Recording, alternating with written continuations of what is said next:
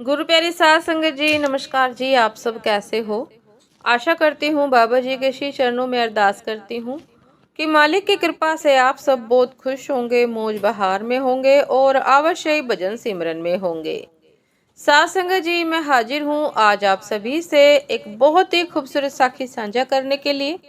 उम्मीद करती हूँ ये साखी आप सभी को बहुत पसंद आएगी। साध संगत जी, चलिए आइए समय न गवाते हुए शुरू करते हैं। साध संगत जी, किसी गांव में मक्खन बेचने वाला एक व्यापारी मक्खन लाल रहता था। वह स्वभाव से बहुत कंजूस था, लेकिन जो भी काम करता था बड़ी मेहनत और ईमानदारी से करता था। उसके मक्खन को लेने के लिए लोग दूर दूर से आते थे। एक दिन उसकी दुकान पर उसका जीजा और बहन आए। वे सीधा वृंदावन से आए थे। वे उसके लिए लड्डू गोपाल जी को लेकर आए थे। बोले, इनको घर ले जाना और इनकी प्राण प्रतिष्ठा के साथ पूजा करना। साध संगत जी, मक्खन लाल बहुत ही कंजूस प्रकृति का था। वह सोचने लगा कि अगर घर ले जाऊंगा तो मेरी बीवी इस पर श्रृंगार और पूजा में खूब खर्च करेगी। इसलिए उसने कहा कि मैं इसको दुकान पर ही रखूंगा। उसकी बहन ने कहा कि तू सुबह जब दुकान पर आया करेगा तो लड्डू गोपाल को दुकान से ही थोड़ा सा मक्खन निकालकर भोग लगा दिया करना। यह सुनकर मक्खन लाल थोड़ा सा हैरान हो गया कि अब इसके लिए भी मुझे मक्खन निकालना पड़ेगा, लेकिन फिर भी उसने अपनी बहन को हाँ कर दी।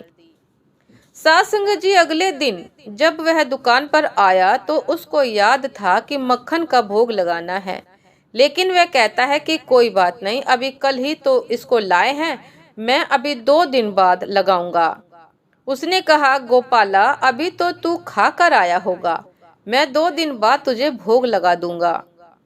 ऐसा कहते कहते उसको 2 हफ्ते बीत गए, लेकिन वह कंजूस मक्खन लाल रोज ही आनाकानी करने लगा।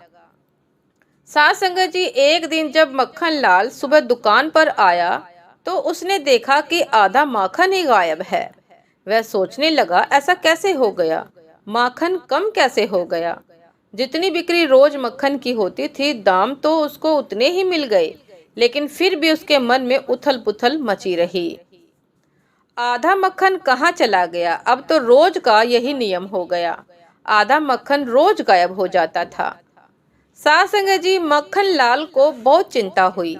वह सोचने लगा कि आज रात को मैं दुकान पर ही रुकूंगा और देखूंगा कि मक्खन कौन लेकर जाता है। उस दिन वह दुकान पर ही रुक गया और आधी रात को देखता है कि एक बालक मक्खन के मटके के पास बैठकर दोनों हाथों से मक्खन खा रहा है।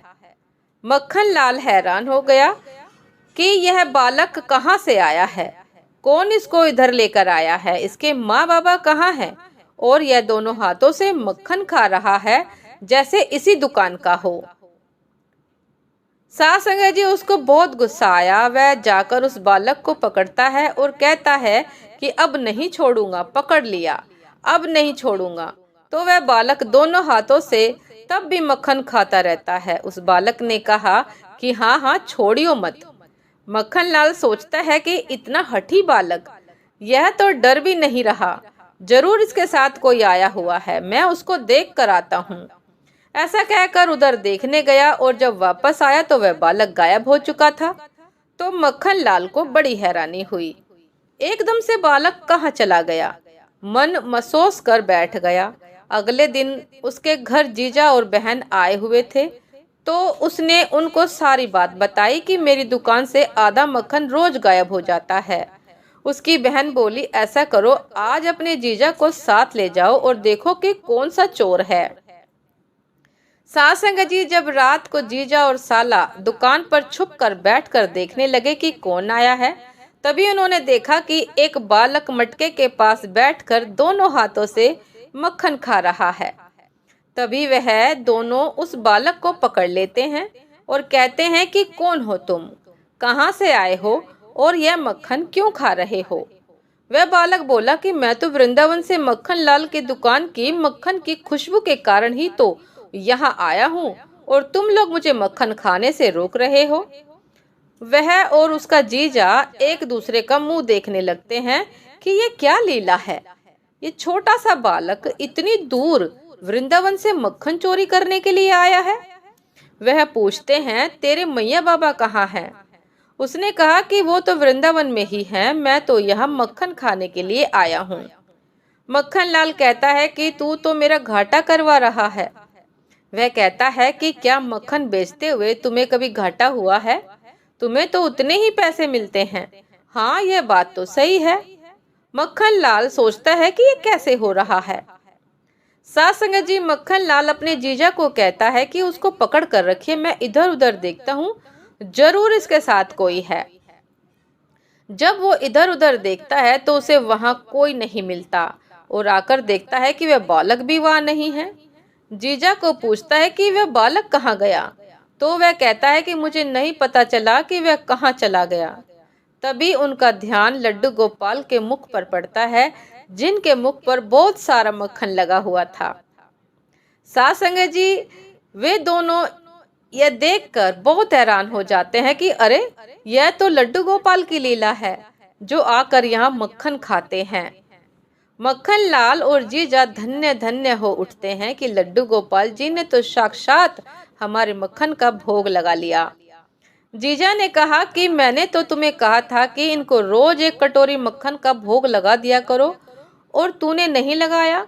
देखो, वह अपना हिस्सा अपने आप ही ले लेते हैं। सात संगत जी, मक्खन लाल कहने लगा कि मुझे गलती हो गई, मुझसे गलती हो गई। मैं तो ऐसी इनकी लीला जानता ही नहीं था। अब तो मैं रोज इनको मक्खन का भोग लगा दिया करूंगा और रोज नियम से इनकी पूजा भी किया करूंगा।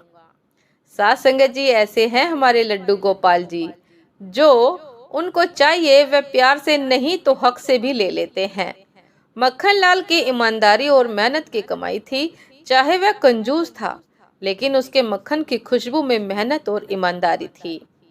इसीलिए गोपाल जी वृंदावन से माखन खाने के लिए मक्खन लाल की दुकान पर खिंचे चले आए।